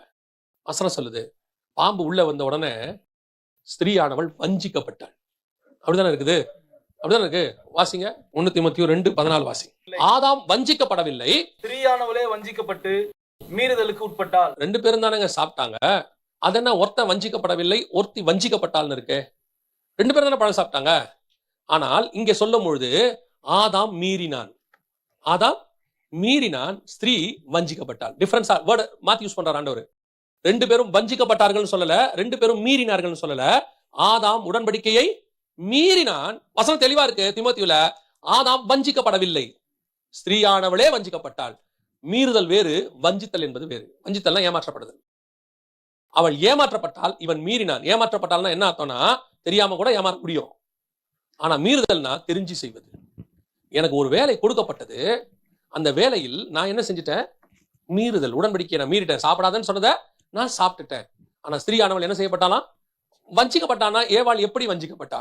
வாசிங்க 2 கொரிந்தியர் 11:3-4 வாசிங்க. ஆகிலும் சர்ப்பமானது தன்னுடைய தந்திரத்தினாலே ஏவாளை வஞ்சித்தது போல, சர்ப்பமானது தன்னுடைய தந்திரத்தினாலே ஏவாளை வஞ்சித்தது போல, உங்கள் மனதும் கிறிஸ்துவை பற்றிய உண்மை நின்று விலகும்படி கெடுக்கப்படுவோம் என்று பயந்திருக்கிறேன். அப்ப பவுல் எதோட எதை கனெக்ட் பண்றாருன்னா, எப்படி சர்ப்பம் வந்து இந்த இடத்துல ஏவாளை வந்து பழம் சாப்பிடுன்னு சொல்லி வஞ்சித்ததை எதுக்கு ஈக்குவலா கொண்டாரு? ஒரு உபதேசம் எப்படி சபைக்குள் வந்து சபையில ஏமாற்றுகிறது, அதே மாதிரி நீங்கள் ஏமாறுவீர்களோ என்று ஸ்திரீயானவளை சர்ப்பம் வஞ்சித்தது போல உங்கள் இருதயம் கிறிஸ்துவை பற்றிய உண்மை நின்று விலகும்படி கெடுக்கப்படுமோ என்று பயந்திருக்கிறேன். அப்ப என்ன அர்த்தம்? சர்ப்பம் வந்து சாப்பிடுன்னு சொன்னது ஒரு உபதேசம். சாப்பிடுன்னு சொன்னது உபதேசம். என்ன உபதேசம்? ஏமாற்றுகிற உபதேசம். எதை ஏமாற்றுகிற உபதேசம்? அவர் சொல்றாரு சாப்பிட்டா சாவேன்னு, இவன் சொல்றான் நீ சாப்பிட்டா சாவ மாட்டேன்னு. அவ்வளவுதான். அப்படியே ஆப்போசிட்டா சபை, உங்களுக்கு ஒரு நல்ல சபையில் இருக்கிறீங்க, நல்ல வசனம் கொடுக்குறாங்க, உங்களுக்கு கொடுக்கப்படுது. இன்னைக்கு சர்ப்பம் தோட்டத்துக்குள்ள நுழையிற மாதிரி இன்னைக்கு உங்க வீடுகளுக்குள்ளே கள்ள உபதேசமும் தேவனுடைய விரோதமான உபதேசமும் ஏடாபடமான உபதேசமும் சபைக்குள்ளே வருகிறது, உங்களுக்குள்ளே வருகிறது. அன்னைக்கு ஒரு பெரிய பிளஸ் பாயிண்ட் எங்க காலத்துல என்னன்னு கேட்டீங்கன்னா, சர்ச்சை விட்டாச்சுன்னா கள்ளோபதேசம் எங்களுக்கு வரணும்னா கள்ளோபதேசக்காரன் வீட்டுக்கு வரணும். அதான் 2 ஆப்ஷன். இப்போ அப்படி இல்ல. இன்னைக்கு கள்ளோபதேசக்காரன் உங்களுக்குள்ள வரதுக்கு 100 வழி இருக்கு. Facebook வழியா வரான், வாட்ஸ்அப் வழியா வரான், நேரா வராங்க. அதுவும் நீங்க வெளிநாட்டுல இருக்கிறீங்களா சொல்லவே வேண்டாம். பக்க வழியா விசிட்டிங் பாஸ்டர்ஸ் கொஞ்சம் பேர் இருக்கிறாங்க. உங்களுக்கு என்ன, வரவங்க வந்து எப்படின்னு சொன்னா என்ன இருக்காங்கன்னு ஒண்ணுமே தெரியாது. உங்களை பொறுத்த வரைக்கும் நீ சாகவே சாக மாட்டாய்னா சூப்பர், தேவர்களை போல இருப்பாய், அவ்வளவுதான். உங்களுக்கு இப்ப இதான் பக்க வழியாய் நுழையிறது தான் பெருசா இருக்கு. அன்னைக்கு வாய்ப்பே இல்ல. யோசிச்சு பாருங்க, அவர் வந்து நமக்காக இலவசமாக வாசலை திறந்தாருன்னு இருக்கு. இன்னைக்கு பக்க வழியாக இந்த உபதேசங்கள் உள்ளே வருது. இதுக்கு காரணம் என்ன? நீங்க வஞ்சிக்கப்படுறது இல்லாம ஒரு இதுக்கு அடுத்து இன்னொரு ப்ராப்ளம் இருக்கு, நான் சொல்லிட்டு முடிச்சறேன். நீங்க வஞ்சிக்கப்படுவது என்ன நோக்கம்? You are not maintaining. நீங்க ஒழுங்காக காவல் செய்யவில்லை. இரண்டாவது, பண்படுத்தவும் இல்லை, காவல் செய்யவும் இல்லை. பிள்ளைகளை போய் நீங்க சொல்றீங்கல்ல, ஏன் பிள்ளைகள் இப்படி ஆயிட்டாங்க, சாரி டு சே, தப்பா எடுத்துக்காதீங்க. சரியான காவலாளி வீட்டுல இருந்தால் உன் பிள்ளைகளை எதுவும் பாதிக்காது. இல்லைங்க, நாங்க ஒழுங்கா தான் இருக்கோம், பிள்ளைங்க ஸ்கூலுக்கு போய் கெட்டு போறாங்க, பிள்ளைங்க காலேஜுக்கு போய் கெட்டு போறாங்க. இந்த தேசம் அப்படி இருக்கிறது. தேசம் சோதமாகவே இருக்கட்டும், தேசம் சோதமாகவே இருக்கட்டும். உங்கள் பிள்ளைகள் குடியிருக்கிறது நேபுகாத்நேச்சாருடைய ஹெட் குவார்ட்டர்ஸ் பாபிலோனாகவே இருக்கட்டும், எங்க வேணாலும் இருக்கட்டும். உங்கள் பிள்ளைகளோடு கூட கர்த்தர் இருந்தால் அந்த இடம் உங்கள் பிள்ளைகளை போல மாறுமே ஒழிய உங்கள் பிள்ளைகள் அந்த இடத்தை போல மாற மாட்டார்கள். அதான் உண்மை. அப்ப யாரு காரணம்? காவல் செய்யாதது உங்க பிரச்சனை. நீங்க காவல் பண்ணிருக்கணும். என்னங்க காவல் பண்றதுல என்னங்க பிரச்சனை? நானும் எங்க பிள்ளைங்கிட்ட சொல்லதான் செய்யறேன், ஜோமனுங்கிற இல்ல. ஏலி கூட தான் சொன்னான் அவன் பையனை பார்த்து, நீங்கள் செய்வது சரியல்ல. அவன் சொன்னான் பிள்ளைய பார்த்து, ஏலி நீங்கள் செய்வது சரியல்ல, கர்த்தர் பொறுத்துக்க மாட்டார். ஆனா கர்த்தர் என்ன சொன்ன ஏலியை பார்த்து, நீ என்னை பார்க்கல உன் குமாரனை அதிகமாக நேசிக்கிறாய். ஏன்? ஏலி 2 பேரையும் கண்டிச்சாரு. ஒன்னு பசங்களை கண்டிச்சாரு, இன்னொன்னு அண்ணால கண்டிச்சாரு. ஆனா அண்ணால கண்டிக்கும் எப்படி கண்டிச்சாரு தெரியுமா? பேலியாளின் மகளே. எப்படி கண்டிச்சாரு? பேலியாளின் மகளே, எது வரைக்கும் குடித்து வெறுத்திருப்பாய். பையனை சொல்லும் போது செய்வது சரியல்ல, பார்த்து செய்யுங்க, ஆண்டவருக்கு பிடிக்காது. ஆண்டவர் சொன்னாரு, ஒழுங்கா காவல் செய்யாதவனே, உன் கையிலிருந்து தோட்டத்தை நான் வாங்கி விடுவேன், உன் கையிலிருந்து ஆசாரிப்பு கூடாரம் வாங்கப்படும், அது சாமுவேல் கையிலே கொடுக்கப்படும். இன்னைக்கு இதுதான் இன்னைக்கு நடந்துகிட்டு இருக்கு. ஏன் குடும்பத்துக்குள்ள பிரச்சனை? ஏன் குடும்பத்துக்குள்ள இப்படி இருக்கு? ப்ராப்ளம் என்ன? இங்க தோட்டத்தை காவல் செய்கிறவர்கிட்ட ப்ராப்ளம் இருக்கு. இங்க அதுதான் இங்க ப்ராப்ளம். இப்ப உள்ள வந்துருச்சு சர்பம், உபதேசம் உள்ள வந்துருச்சு, கள்ள உபதேசம் உள்ள வந்துருச்சு. நீங்க கள்ள உபதேசம்னா உடனே இயேசு தெய்வம் இல்லைன்னு சொல்றாங்க, அதெல்லாம் எனக்கு தெரியும். பிதா தெய்வம் இல்லைன்னு சொல்றாங்க, அதெல்லாம் எனக்கு தெரியும். ஹோமோசெக்சுவாலிட்டி சொல்றாங்க, அதெல்லாம் எனக்கு தெரியும். இதெல்லாம் இல்ல, இதெல்லாம் இல்ல. இதெல்லாம் வந்து பாவம்ன்றது உங்களுக்கு எப்பயோ தெரியும், அதெல்லாம் விட்டுட்டு வந்துட்டீங்க. இப்போ உள்ள வரது பொருளாசை, இப்போ உள்ள வரது பணத்தாசை, இப்போ உள்ள வரது ஃபியூச்சர் ஆசை. அவன் கொண்டது உள்ள. இப்ப சவுலுக்குள்ள என்ன பிரச்சனை வந்துச்சு? பொருளாசை தானே வந்துச்சு, ஆடு மேட மேல ஆசை தானே வந்துச்சு. யூதாஸ்குள்ள என்ன வந்துச்சு? யூதாஸ் விபச்சாரக்காரனா மாறிட்டானா? யூதாஸ்காரன் போய் குடிவெறியனா மாறினானா? நேவர். அதல்ல. யூதாஸ் என்ன வேணாம் தெரியுமா? பணத்தாசைக்காரனாய் மாறினான். இன்னைக்கு உங்களுக்குள்ள வேற வந்துருச்சு. உங்களுக்கு இப்ப என்ன பிரச்சனை அது வந்துச்சுன்னே தெரியாது. அதான் ப்ராப்ளம். நீங்க என்ன சொல்லிட்டு இருக்கீங்க? எங்களுக்குள்ள இன்னும் அதெல்லாம் இல்ல, நாங்க குடும்பம் உட்கார்ந்து ஜெபம் பண்றோம். இல்ல, வேற வேற வேற உபதேசம் உள்ளே போயிட்டு கொண்டிருக்கிறது. கடைசி காலத்துல உங்களை பரலோகத்தின் விஷனை பார்க்க விடாம, உங்க ஹெவன்லி பிளானை பார்க்க விடாம வேற எதையோ ஒரு உபதேசத்தை கொண்டு வந்து உங்க மைண்ட்ல போடுறாங்க. இந்த உபதேசம் வேர்ல்டியா இருக்கு. இந்த உபதேசம் உங்களை வேற ஒண்ணு சொல்லி கொடுக்குது. உங்களை இன்னும் மாம்சத்துக்கு ஏதாவே நடத்திக்கிட்டு இருக்கு. யோசித்து பாருங்க. நாம ஏற்கனவே இருந்ததுக்கு கர்த்தர் இப்ப ஆசீர்வதிச்சிருக்காரா இல்லையா? வச்சிருக்காரா இல்லையா? அவர் 5 வருஷத்துக்கு முன்னாடி இருந்ததுக்கு இப்ப ஆசீர்வதிச்சிருக்காரா இல்லையா? 2 வருஷத்துக்கு முன்னாடி இருந்ததுக்கு இப்ப உயர்வு கொடுத்துருக்காரா இல்லையா? அவர் வேலையை அவர் உலக பிரகாரமா கரெக்டா செய்வார். அவர் கொடுக்காமலாம் இருக்க மாட்டார். உண்மை உள்ள மனுஷன் பரிபூர்ண ஆசீர்வாதங்களை அப்ப எப்போ என்ன தேவையோ அது கர்த்தர் என்ன செய்யறாரு?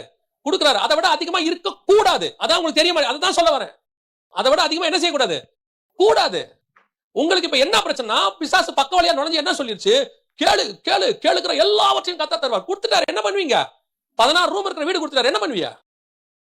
1 மணி நேரத்துக்கு ஒரு அலாரம் வச்சு ரூம் ரூமா போய் தூங்குவீங்களா? ஃபேமிலியா எப்படி இருந்தாலும் ஒரு ரூம்ல தானே தூங்க போறீங்க. சொந்தக்காரங்க வந்தா தங்கத்துக்கு ஒரு ரூம் வேணும், அவ்வளவுதானே? இல்ல மிஞ்சி போச்சு 3 ரூம். அதை விட வேற என்ன வேண்டி இருக்கு? இல்ல கர்த்தர் காரைக்குடி பக்கம் போயிட்டீங்கன்னா, தமிழ்நாட்டுல காரைக்குடி போயிட்டீங்கன்னா 1000 ஜன்னல் வீடும்பாங்க. நான் லிட்டரலா சொல்றேன். போய் பாருங்க. அது ஆளே இல்ல, மூடி கிடக்கும். ஆளே இல்ல, மூடி கிடக்கு. அதுல அந்த காவல் காக்கிற ஒருத்தர் இருக்காரு. அவர்கிட்ட பேசிட்டு சொன்னாரு, இதுல பல ரூம்களுக்கு நாங்க போனதே இல்லைங்கன்றான். அவர் சொல்றாரு, பல ரூம்களுக்கு நாங்க போனதே இல்லைங்க. அப்படி கட்டி என்ன பிரயோஜனம்? ஒரு பெருமை. எங்க ஊர்ல 1000 ஜன்னல் ரூம் இருக்கு. யாரா இருப்பா? எல்லா ரூம்குள்ள போனீங்க? இல்ல போல இருக்கு. அந்த பெருமை தான் இப்ப நமக்குள்ள நுழைக்கிறான் பிசாசு. ஸ்பிரிச்சுவல் இது என்ன செய்து உங்களை நாகமான பார்க்க வச்சுட்டு மேல இருக்கிறத பார்க்க விடாம தடுத்துக்கிட்டே இருக்கு. ஹெவன்லி பிளானுக்குள்ள உன்னை போகவே விட மாட்டேங்குது. அதனால நீ என்ன பண்ற? நீங்க என்ன பண்ணீங்க? இந்த பக்க வழியா வர பிசாசுக்கு இடம் கொடுத்துட்டீங்க வீட்டுக்குள்ள. பிசாசுடைய தந்திரத்துல ஒண்ணு என்னன்னா, அது உங்களுக்குரிய ஆசீர்வாதமாகவே இருக்கும்னு வச்சுக்கோங்களேன்.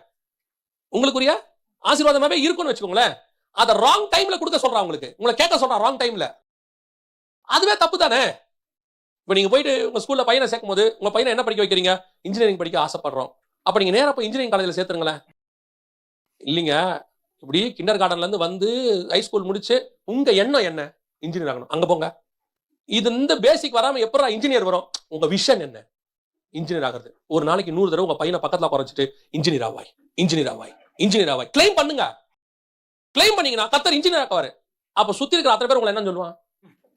அதே தான் ஸ்பிரிச்சுவலி நீங்க பண்ணிட்டு இருக்கீங்க. பிதாவுக்கு ஒண்ணும் தெரியாத மாதிரியும் உங்க தோட்டத்துக்குள்ள பாம்பை உள்ள விட்டு பாம்பு சொல்லுது, தேவர்களை போல இருப்பாய். இந்த பயலுக்கு தெரியல, நான் ஏற்கனவே தேவசாயலாய் தான் இருக்கிறேன். ஆல்ரெடி கர்த்தர் எப்படி வச்சிருக்காரு? தேவசாயலாய். இவன் சொல்றது யார? தேவர்களை. ஒரு இருக்கிற இல்லாத ஒரு விஷயத்தை திருப்பி நூதனமா சொல்லி கொடுக்குறான். ஆசை. அந்த ஆசையை கொண்டு நுழைக்கிறான். இப்ப அதே தான் உங்ககிட்டயும் சொல்லிட்டு இருக்கான். அப்படி ஆக்குவார், இப்படி ஆக்குவார். இப்போ சொல்றேன், உங்களை கர்த்தர் மென்மேலும் ஆசீர்வதிப்பார். எதுல தெரியுமா? ஸ்பிரிச்சுவலி கொண்டு போய் பரலோகத்துல உட்கார வைப்பார். பூமியில என்ன செய்வார்? இங்க என்ன தேவையோ அதை கொடுப்பார். அவ்வளவுதான். இது வரைக்கும் நடத்தினவர் இனிமேலும் நடத்த போகிறார். முடிவு பரியந்தம் அவர் நடத்த வல்லமை உள்ளவராய் இருக்கிறார். யாரை கைவிட்டாரு? யாரை கர்த்தர் விட்டுட்டாரு? சொல்லுங்க. அவரை தேடி வந்தவங்கல்ல யாரை கர்த்தர் விட்டுட்டாரு? ஒருத்தர் கூட கர்த்தர் விடல. அந்த நேரத்துல அப்ப அப்படி கொண்டு வந்து கரெக்டா உட்கார வச்சுட்டார். ஆனா என் விஷன் அதல்ல, என்னை பண்படுத்தவும் காவல் செய்யவும் வைத்தார். அதனால ஏற்படக்கூடிய விளைவு என்ன? அதை மாத்திரம் ஒரு வசனத்துல சொல்லிட்டு நான் முடிச்சிடறேன். சரியா? இப்படி நீங்க விட்டுட்டீங்கன்னா அதனால ஏற்படக்கூடியதான பலன் என்ன? அவனுடைய விஷனை கொண்டு வந்து நுழைச்சிட்டானா நீங்க அதை கொஞ்சம் அக்செப்ட் மட்டும் பண்ணிட்டீங்கன்னா போதும். அவனுக்கு வேண்டியதா அவன் அக்செப்டன்ஸ். அக்செப்ட் பண்ணிட்டீங்கன்னா அதனால வரக்கூடிய விளைவு என்ன? வாசிங்க. 1 யோவான் 3ஆம் அதிகாரம் 12வது வசனம் வாசி. பொல்லாங்கானால் உண்டாயிருந்து தன் சகோதரனை கொலை செய்த காயினை போல் இருக்க வேண்டாம். அவன் எது நிமித்தம் அவனை கொலை செய்தான்? தன் கிரியைகள் பொல்லாதவைகளும் தன் சகோதரனுடைய கிரியைகள் நீதியுள்ளவைகளுமாய் இருந்தது நிமித்தம் தானே. அவன் யாரால உண்டானான்? பொல்லாங்கானால் உண்டாயிருந்த காயின். காயின் யாரால உண்டாக்கப்பட்டான்? வாசிங்க. 4ஆம் அதிகாரம் 1ஆம் வசனம். ஆதாம் தன் மனைவியாகிய ஏவாளை அறிந்தான். அவள் கர்ப்பவதியாகி காயினை பெற்று கர்த்தரால் ஒரு மனுஷனை பெற்றேன் என்றாள். கன்ஃபார்மா ஆதாமுக்கும் ஏவாளுக்கும் தான் காயின் பிறந்தான். அது வசனம் தெளிவா இருக்கு. ஆனா யோவான்ல சொல்லும் போது, ஸ்பிரிச்சுவலா சொல்லும் பொழுது, பொல்லாங்கானால் உண்டாயிருந்த காயினை போல. அவளோட அர்த்தம் என்ன? ஆதாம் மீறுதலோடு ஏவாள் வஞ்சிக்கப்பட்டதோடு அந்த உபதேசம் ஏற்றுக்கொண்டதோடு அவர்கள் இணையும் போது பிறக்கிற பிள்ளை அந்த உபதேசத்தினால் உண்டான பிள்ளையாக இருக்கும். அந்த பிள்ளை எப்படி இருக்கும்? உபதேசத்தினால் உண்டான பிள்ளையாக இருக்கும். அதான் முதற் பேரான பிள்ளை அப்படி ஆயிருச்சு. இப்போ அதுவே மரியாள் கர்த்தருடைய வார்த்தையை ஏற்றுக்கொண்ட போது, கீழ்ப்படிந்து ஏற்றுக்கொண்ட போது, பரிசுத்த ஆவியினால் உண்டான முதல் பேரானவர் மீட்கக்கூடியவராக இருந்தார். இப்ப அந்த வசனத்தை நம்ம ஏற்றுக்கொள்றதுலதான் பிறக்கிறது காயினா பிறக்கிறது இயேசுவான்னு இருக்கு. ஏவாள் அந்த வார்த்தையை, பிசாசின் வார்த்தையை ஏற்றுக்கொண்ட போது அவள் ஆதாமால் உண்டாயிருந்தாள், ஆனால் பிறந்தது பிசாசினால் உண்டாயிருந்துச்சு. அப்ப நீங்க வஞ்சிக்கப்படுற உபதேசத்தையும் மீறுதலையும் வச்சுக்கிட்டு ஸ்பிரிச்சுவல் பர்சனா 2 பேர் சர்ச்சில் தான் கல்யாணம் பண்ணோம், பாஸ்டர் தான் வந்து கல்யாணம் பண்ணி வச்சாரு, எனக்கு பொண்ணு பார்த்தது ஒரு பாஸ்டர் தான், மாப்பிள்ளைய பார்த்தது ஒரு பாஸ்டர் தான், பியூர் ஸ்பிரிச்சுவல், நிறைய ஊழியக்காரங்க வந்தாங்க, பிறக்கிறது காயினா இருக்கு, என்ன பண்ணலாம்? 10 வருஷம் கழிச்சு வந்து சொல்றாங்க, என்னன்னே தெரியல, என் பிள்ளை இப்படி இருக்கு. பண்ணி வச்சவங்க மேல பிரச்சனை இல்ல, உண்டாக்குன தேவன் கிட்ட பிரச்சனை இல்ல, ஆதாம் ஏவாள் கிட்ட கொடுத்த தோட்டத்தில் பிரச்சனை இல்ல, நீ ஏற்றுக்கொண்ட உபதேசத்தில் தான் பிரச்சனை இருக்கிறது. எது உனக்குள்ள இருக்கிறதோ அதுதான் பிள்ளையாய் கர்ப்பம் தெரிக்கிறது. உங்க பிள்ளைகளுக்குள்ள ஏன் அப்படிப்பட்ட காரியங்கள் வருது? ஏன் அப்படிப்பட்ட சுபாவங்கள் வருது? மீறுதல், வஞ்சித்தல் ரெண்டும் சேர்ந்து ஒரு குழந்தையை பெற்றெடுக்குது. அதுதான் இன்னைக்கு சந்ததிகளாக மாறுகிறது. திருப்பி ஆண்டவர் உங்களை ஆசீர்வதிக்கவே விரும்புகிறார். திருப்பி சொல்றேன், தேவன் உங்களை தண்டிக்க விரும்பவில்லை. அவர் நியாய தீர்ப்பில் கூட இரக்கத்தை கொண்டு வருகிற தேவன். நியாய தீர்ப்பில் இரக்கம் மேன்மை பாராட்டும். நியாய தீர்ப்புல கூட இரக்கமா இருக்கணும்னு நினைக்கிறவர் அவரு. ஆனால் அவருடைய பிள்ளைகள் நாம் எப்படி சேருகிறோம், எதை அக்செப்ட் பண்ணுகிறோம், எது உங்களுடைய ஏற்றுக்கொள்ளப்படுகிறது? பல நேரத்துல வேலை ஸ்தலத்துல அல்லது வேற சில பக்க வழியாக அல்லது மீடியா வழியாக உங்களுக்கு கொடுக்கப்படுகிற காரியங்கள் தேவனால் கொடுக்கப்பட்டதுக்கு அகைன்ஸ்டா இருக்குன்னா, ஒரே ஒரு காரியம் மட்டும் சொல்லிடுறேன், எந்த ஒரு உபதேசமும் உங்கள் ஆத்துமாவுக்கு கொடுக்கப்படாமல் உலக பிரகாரமான ஆசீர்வாதத்துக்கும் மேன்மைக்கும் கொடுக்கப்படுகிறதோ அது தேவனிடத்திலிருந்து வந்தது அல்ல. தேவனுடைய வசனம் உங்களை பரலோகத்துக்குரியதாய் மட்டும்தான் மாற்றும். பின்பு இவை யாவும் உங்களுக்கு கூட கொடுக்கப்படும். இதுக்கு உபதேசமே தேவையில்லை. நேரடியா சொல்றேன், இதுக்கு உபதேசமே தேவையில்லை. உலகத்துல நீ அப்படி இருப்பா இப்படி சொல்ல வேண்டிய அவசியமே இல்லை. உங்களுக்கு சொல்ல வேண்டியது உண்மைனா என்ன? உண்மை உள்ள மனுஷன் பரிபூர்ண ஆசீர்வாதங்களை பெறுவான். இந்த உபதேசத்துக்கு நீங்க கீழ்ப்படிங்க. இப்படிப்பட்ட சத்தியத்துல நில்லுங்க. பேசுறவங்களும் இப்படிப்பட்ட சத்தியத்தை பேசுங்க. Don't compromise with the people. ஜனங்க என்ன நினைப்பாங்க, கொஞ்சம் கடினமா பேசினா போயிடுவாங்களே. நீ சத்தியத்தை பேசி ஒருத்தன் போறான்னு சொன்னா அதை பத்தி நீங்க கவலைப்பட வேண்டிய அவசியமே கிடையாது. சத்தியம் நான் விதைப்போம். இயேசு கேட்கிற கேள்வி எப்பவும் மனசுல வச்சுக்கொள்ளுங்க. ஒரு கூட்டம் போயிடுச்சு, மிச்சம் இருக்கிறவனை பார்த்து இயேசு கேட்டாரு, நீங்களும் போய்விட மனதா இருக்கிறீர்களோ? உனக்கும் அப்படி என்ன இருக்கடா, போயிட்டே இரு. ஏன்? அவர் கல்லுகளிலிருந்தும் தனக்கு சந்ததியை உண்டாக்க வல்லமை உள்ளவராக இருக்கிறார். நீங்கள் ஆபிரகாமின் சந்ததியின் மேன்மை பாராட்டினா கல்லுகளிலிருந்தும் கர்த்தர் சந்ததியை உருவாக்க வல்லமை உள்ளவராக இருக்கிறார். கொடுக்கப்படுகிற சத்தியத்துக்கு நீங்க நிக்கணும். பாம்பு சத்தியம் கேட்கறதுக்கு நல்லா இருக்கும், ஆனா காயினை பெற்றெடுக்கும். ஆனால் கர்த்தருடைய சத்தியம் கேட்க கடினமாக இருக்கும். ஐயோ, பிள்ளையை அறிய, புருஷனை அறியனே, இந்த நேரத்துல கர்ப்பமானா எனக்கு கொண்டுடுவாங்களே, விபச்சாரின்னு சொல்லுவாங்களே, அடிப்பாங்களே, உபத்திரவம் தான் பார்க்கப்படும். அதான் அந்த மாதிரி தான் தெரியும். ஆனால் பிறக்கிறது பரிசுத்தம் உள்ளதாக இருக்கும். அல்லேலூயா. நாம் ஜெபிக்க போகிறோம். இன்னைக்கு ஆண்டவர் நம்மளை ஒரு நோக்கத்தோடு தான் சபைக்குள் வைத்திருக்கிறார். இயேசு கிறிஸ்துவின் ரத்தம் விலையேற பெற்றது. அந்த விலையேற பெற்ற ரத்தத்தை உங்களுக்கு மாற்று பொருளாக கொடுத்து மீட்டு கொண்டு வந்திருக்கிறார்னா என்ன நோக்கமா இருக்கும்? யோசித்து பாருங்க. ஒரு காசு கொடுத்து நீங்க வாங்குறீங்கன்னா எவ்வளவு விலை கொடுக்குறீங்களோ அவ்வளவு அந்த பொருள் விசேஷமானதுன்னு அர்த்தம். ஒரு செல்போன் வாங்குறதுக்கு நீங்க இவ்வளவு பணம் கொடுக்குறீங்கன்னா தங்கம் வாங்குறதுக்கு அதை விட நிறைய கொடுக்கணும், கார் வாங்குறதுக்கு அதை விட நிறைய கொடுக்கணும், வீடு வாங்குறதுக்கு அதை விட நிறைய கொடுக்கணும். நம்ம நிறைய கொடுக்கறோம்னா அது அதை விட வேல்யூன்னு அர்த்தம். உலகத்திலேயே விலை இல்லாத விலையேற பெற்ற ஒண்ணு இருக்குன்னா இயேசுவின் ரத்தம். அதை கொடுத்து உங்களை நீ வாங்கி இருக்கிறார்னா நாம எவ்வளவு விலையேற பெற்றவங்க. அப்ப யோசித்து பாருங்க, இவ்வளவு விலை கொடுத்து உங்களை நீ வாங்கினது எதுக்கு? இந்த விலையுள்ள ஒரு வீட்டையும் காரையும் கொடுப்பதுக்காகவா? அப்படின்னா இவ்வளவு பிரீஷியஸ் பிளட்டை கொடுத்து வாங்கியிருக்க வேண்டிய அவசியம் இல்லை. அப்படின்னா நீங்களும் நானும் எவ்வளவு முக்கியமான வேலைக்காக கொண்டு வரப்பட்டிருக்கிறோம். இவ்வளவு கோடி மக்கள்ல உங்களை ஏன் வேறு பிரிச்சாரு? ஏன் உங்களை வேறு பிரிச்சு கொண்டு வந்தார்? ஏன் ஒரு சத்தியம் உள்ள சபையில கொண்டு வந்து நிறுத்தினாரு? ஏன் உங்களுக்கு சத்தியத்தை கொடுத்துக்கிட்டு இருக்காரு? எத்தனையோ பேர் சத்தியத்தை தேடி அவங்க சபையில கிடைக்கலன்னு சொல்றாங்க. எத்தனையோ சபைகள் சத்தியத்தை போதிக்காம ஜனங்களுக்கு ஏத்த மாதிரி மாறி கொள்ளையர் கூடாரமா மாறிடுச்சு, கல்லர் கொகையா மாறிடுச்சு. ஆனா ஒரு சத்தியம் கொடுக்கிற சபையில ஏன் உங்களை உட்கார வச்சிருக்கிறாரு? உலகத்தான் பெற்றுக்கொள்கிற அதே ஆசீர்வாதத்துக்குன்னு நீங்க நினைச்சீங்கன்னா உங்களை போல பரிதவிக்கப்பட்டவர்கள் வேற யாருமே கிடையாது. இம்மைக்காக மாத்திரம் நாம் கிறிஸ்துவை பின்பற்றுகிறவர்களா இருந்தால் நம்மை போல பரிதவிக்கப்பட்டவர்கள் ஒருவரும் இல்லை என்று வேதம் சொல்லுது. என்னை ஏதோ ஒரு பெரிய பிளானுக்காக தான் உள்ள கூட்டிட்டு வந்திருக்கிறாரு. உங்களுக்கு அந்த ஸ்பிரிச்சுவல் realm ஓபன் ஆகணும். நீங்க எலிசா கூட இருக்கலாம், நீங்க ஒரு வைராக்கியமா கூட இருக்கலாம், பிரதிஷ்டையா கூட இருக்கலாம். ஆனா மேல இருக்கிற வானம் ஓபன் ஆகாம, அக்னி நிறத்தை பார்க்காம, உன் ஊழியத்தினுடைய விஷன் தெரியாம நீ இருந்து பிரயோஜனம் இல்லை. நான் கேயாசி மாதிரி நாகமான பார்க்கலங்க, நான் எலிசாவையே பார்க்கிறேன். நல்லது. ஆனா நீ வந்தது வெறும் எலிசாவை பார்ப்பதற்கு அல்ல, எலிசா ஓபன் பண்ண போற அந்த வானத்தை பார்க்கிறதுக்கு. நான் எலியா கூட போய்கிட்டே இருந்தது எதுக்கு? எலியாவையே கூட இருந்து நான் எலியாவோட சீஷன் சொல்றதுக்கா? இல்ல, எலியா கிட்ட இருக்கக்கூடிய அந்த ஆசீர்வாதத்தை ரெண்டா வாங்குறதுக்கு.